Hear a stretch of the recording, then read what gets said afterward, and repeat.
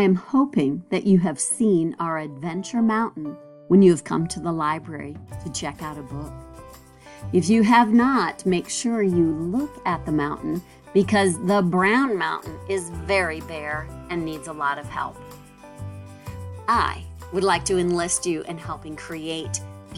If you come to the library and check out a book, you can fill out a form that is found on our library website about the book that you've read.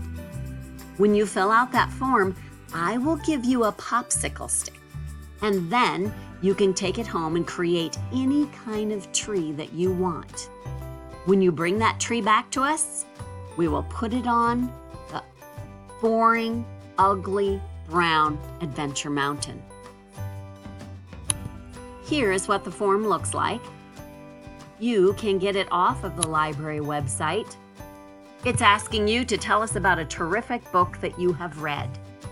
The place you find the terrific book you've read is on the library website. I am hoping that you will participate in creating a beautiful tree for our Adventure Mountain.